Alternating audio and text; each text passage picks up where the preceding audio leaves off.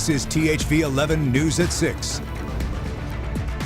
The GOP primary for an Arkansas House seat is back on after a controversial court decision. Thanks for joining us tonight at 6. I'm Brooke Buckner. Republican Jeff Wardlaw is term limited for his seat representing cities like Warren and Monticello. His wife Missy is running to replace him. Her opponent challenged her eligibility based on an Arkansas election law that has tripped up other candidates. But a judge yesterday cleared her to stay on the ballot. THV 11's Carter Thweet has more.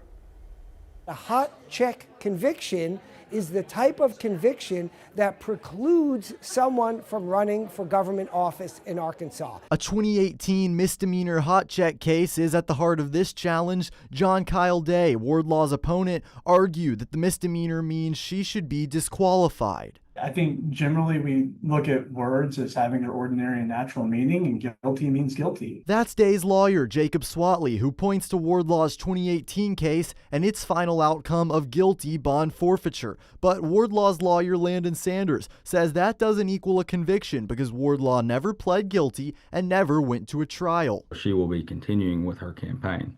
The court also found that a bond forfeiture is not an admission of guilt. And that's an important distinction. Pulaski County Judge Kathy Compton agreed, ruling that bond forfeiture is like paying a speeding ticket. She ruled the payment doesn't bar Wardlaw from running for office. Day might appeal, but the primary is fast approaching. There's a very short timeline, obviously, with the election coming up. So as of now, there's a plan on appealing, but there are going to be certain limitations, mainly the election's on March 3rd. Whoever wins that primary faces no opposition for now in November's general election. If an appeal occurs, we'll be prepared to defend that and defend the court's ruling. We think the court made the correct decision yesterday. For THV 11 News, I'm Carter Thweet. Carter, thank you. The ruling is the second case Judge Compton has had to decide this election cycle. Last week, she ruled Republican Casey Reed should be disqualified from the primary in House District 92. In that case, Reed actually had a conviction on his record from 2012 on a charge of abuse of public trust. New at 6, another ballot fight goes to court, this one in Jefferson County. Sheriff candidate Mark Cannon is trying to remove Sheriff Lafayette Woods from the March ballot, claiming a sealed misdemeanor theft conviction makes Woods ineligible. Cannon's amended suit filed today asks a judge to void any votes for Woods. A hearing is set for January 27th in Pine Bluff, just 3 weeks before early voting starts February 16th. In statements to THV 11, Sheriff Woods called Cannon an internet troll with multiple lawsuits against him for libel, defamation, and slander. His lawyers will seek a dismissal, saying Cannon hasn't provided proof the old case exists. Let's bring in Chief Meteorologist Tom Brannon now. Hey, Tom, how you doing? Hey, Brooke, good afternoon. And I should say good evening. The sun has set. Brooke, beautiful sunset outside. It is. Over Little Rock, and temperature's going to drop off tonight. If you have any plans on being out and about, layer up. It's going to get cold quick. The wind is going to relax a little, and that's certainly some good news. But it's a beautiful night out there for those of you that are looking for a beautiful winter's night.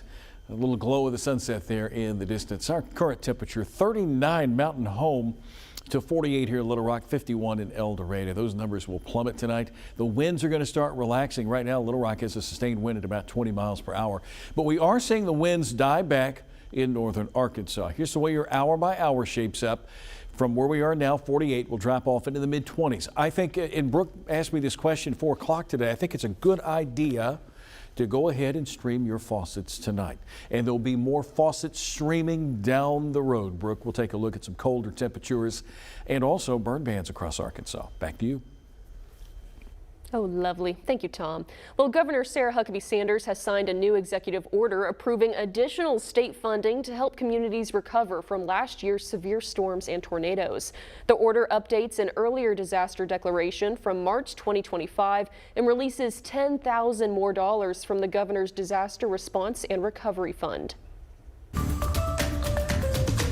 Tomorrow is the last day of open enrollment for Affordable Care Act subsidies that expired on January 1st. And despite the House voting last week to extend them, lawmakers still remain divided. The Senate has yet to vote on the bill, but Senator Tom Cotton says they're working to find a solution. However, he also says Democrats missed their chance. In a statement, the senator said in part, COVID-era health subsidies don't lower costs and mostly benefit insurance companies, and blames rising premiums on Obamacare. Meanwhile, a bill aiming to reshape how tipped workers are defined under federal labor laws has been pulled from consideration. Some lawmakers say the bill would have taken away confusion, but others argued the bill protects the employer rather than the worker. Bo Russell spoke to one Arkansas restaurant owner to see how they're affected.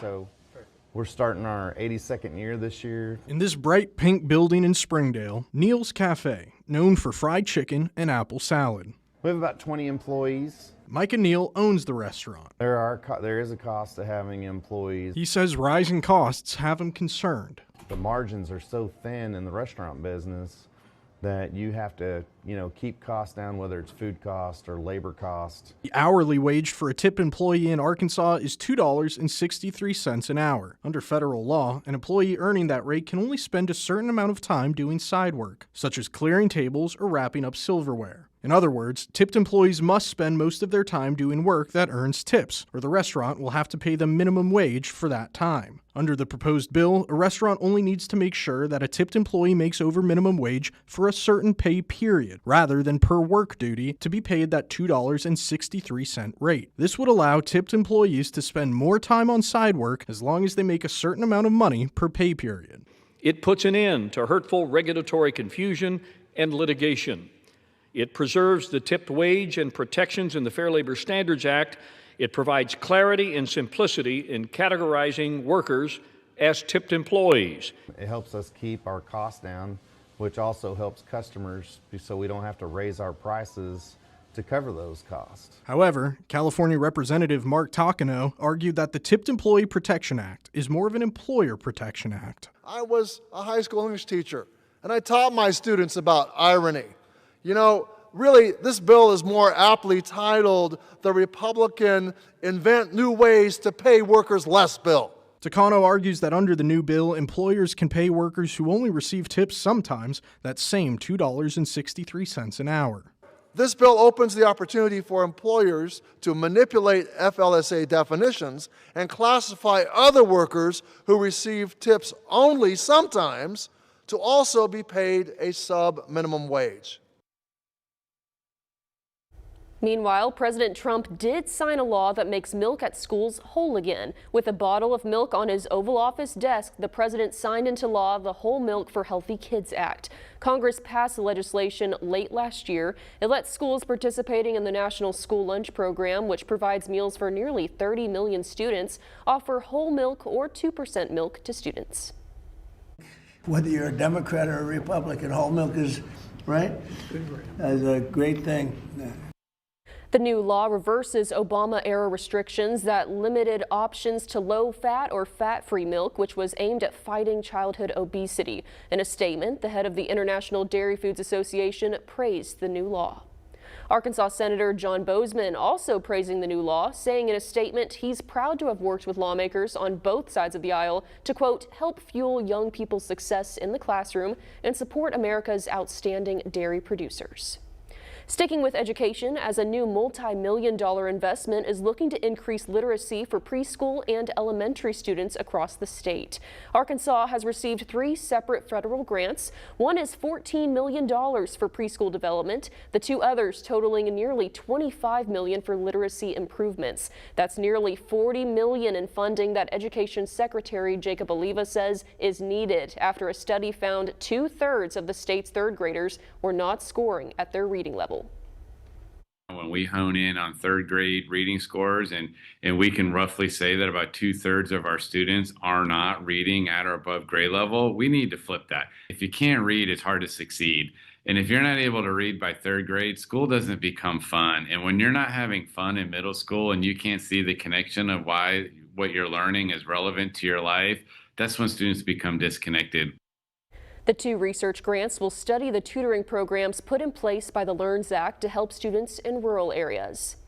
A local scholarship organization is building on its initial success. The Oscar Washington Jr. Educational Fund has been providing financial assistance to high school seniors since 2018, but the organization has since expanded. Help is now available for college students and trade school students and future teachers. The fund is celebrating record-breaking growth with 68 applicants and 18 high school seniors awarded scholarships in 2025. But it's more than just money, according to Fund Chair Mark Leverett.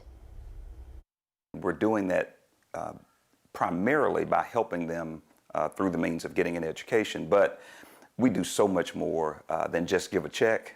We help these children with our pre-gala workshop, which provides financial literacy training for them, health and wellness training for them, and workplace readiness training as well.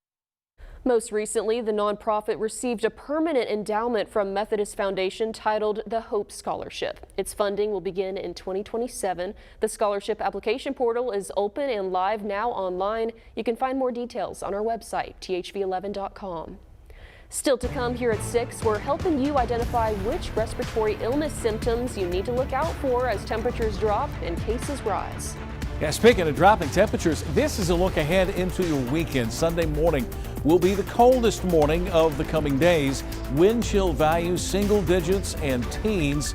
We got burn bans to talk about as well after the break.